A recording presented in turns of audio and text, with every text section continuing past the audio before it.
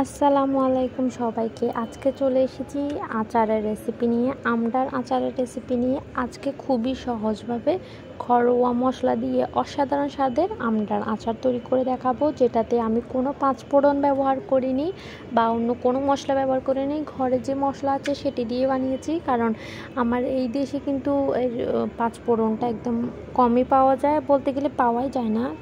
ওই জন্য আমি ঘরের মশলা দিয়ে এত মজার একটা আচার তৈরি করেছি। তো এই জন্য ভাবলাম রেসিপিটি আপনাদের সাথে শেয়ার করি। তো এই জন্য চলুন শুরু করা যাক।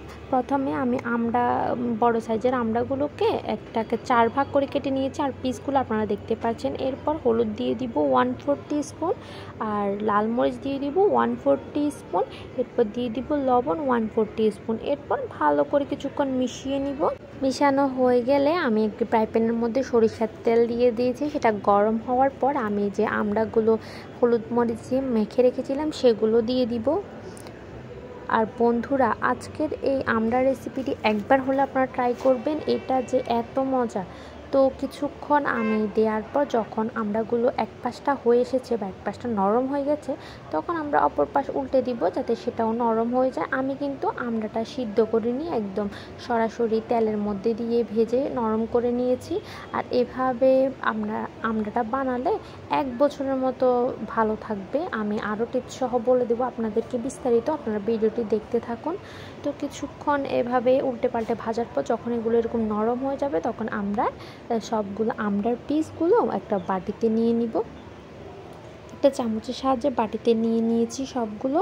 তো এবার আমরা এই একই প্যানের মধ্যে সরিষার তেল 1/4 কাপ, এরপর দিয়ে দিব তেজপাতা, দারচিনি আর এলাচ দিয়ে একটু তেজপাতা 2 টুকরো, আমি দারচিনি 2 টুকরো আর এলাচ 2টো দিয়েছি। তো দিয়ে যখন এগুলো একটু ভাজার পর যখন একটা স্মেল বের হবে, তখন আমরা দিয়ে দিব আমড়াগুলো, যে ভেজে রেখেছিলাম আমড়াগুলো দিয়ে দিব।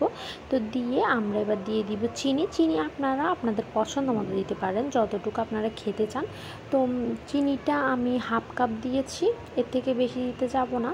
আর এখানে আমার আমড়ার স্বাদ বুঝে চিনি দিয়েছি। আর আমড়াটা আমার এখানে 250 গ্রাম ছিল।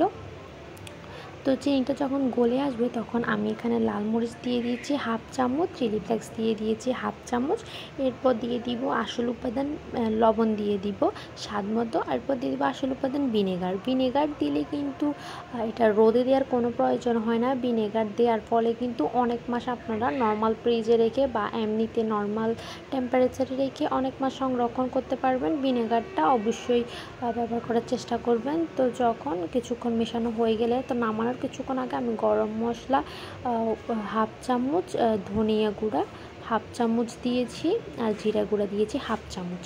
তো দিয়ে আরও কিছুক্ষণ ভালো করে মিশিয়ে নিব, ভালো করে একেবারে সব কিছু যাতে একসাথে মিশে যায়। তো মিশানো হয়ে গেলে আমি 7 থেকে 8 মিনিটের জন্য রান্না করেছি। তো আমার আচার কিন্তু একেবারে তৈরি। এবার আমি একটি প্লেটের মধ্যে উঠিয়ে দেখিয়ে দিচ্ছি যে এটা দেখতে কীরকম হয়েছে। এটা দেখতে যেমন সুন্দর, খেতেও কিন্তু অনেক ভালো হয়েছে। আর আপনারা যারা আমার ফেসবুক পেজে বা ইউটিউব চ্যানেলে নতুন, প্লিজ আমার চ্যানেলটি সাবস্ক্রাইব করে আমার ফেসবুক পেজ ফলো করে দেন এরকম নিত্য নতুন ভিডিও পাওয়ার জন্য। আজকে সকল টিপস সহ বলে দিলাম ঘরোয়া মশলা কীভাবে অসাধারণ স্বাদে আমড়ার রেসিপিটি করবেন। তো আপনাদের যদি ভিডিওটা ভালো লেগে থাকে তাহলে শেয়ার করে দিবেন আর আমার পাশে থাকবেন।